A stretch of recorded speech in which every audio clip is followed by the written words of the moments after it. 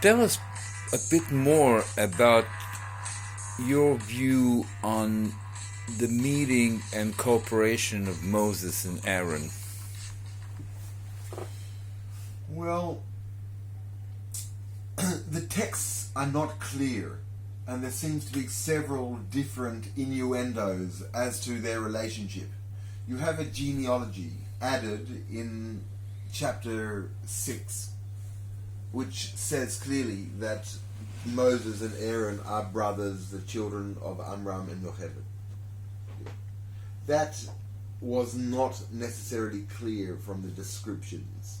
In the descriptions previous to that, it describes Moses being and Aaron being a brother from the tribe of Levi in a very distant way. For example, the text here in Exodus chapter 6 verse 20, and Amram took him, Yocheved, his father's sister, to wife, and she bore him Aaron and Moses, and the year of the life of Amram were 137 years. And then it goes on and gives the descendants, and it shows the genealogy of this family. But in the first chapter of Exodus, there is a different verse, and it says a person from the house of Levi took another person from the house of Levi, a daughter of the house of Levi. The literal translation would suggest that an auntie is marrying a relative, and it would actually, by the association, the literal association, it would be an illegal match. One of the 7 illegal relationships, because it would be an auntie with a nephew. And even in Exodus chapter 2, where it says that there went a man of the house of Levi and took to wife a daughter of Levi, and the woman conceived and bore a son. And when she saw him that he was a goodly child, she hid him for 3 months. This was because of the fear of the killing of the firstborns. That Moses who would be born here, was a firstborn. But there we see a conflict, because it says that Aaron and Moses, suggesting that Aaron was the firstborn. It is not clear. The genealogies could have been added later, or could have been a different rendition or interpretation. It could be, and it seems in many ways, that Moses and Aaron were not necessarily full biological brothers, but rather brother conspirators, brothers in arms, brothers to a mission, brothers to the circumstances. The text is unclear where what their relationship is.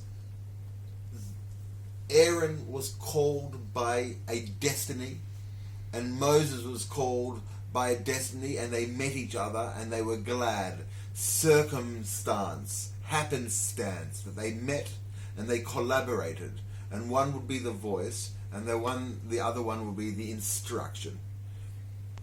We do know that the last chapter that we left, chapter 5, they were caught in burdensome, terrible circumstances, that their collaboration was heavy and caused problems, and even though in some levels it was successful, in other levels it was terrible and multiplied the burden of the people and the slaves, and it was a failure.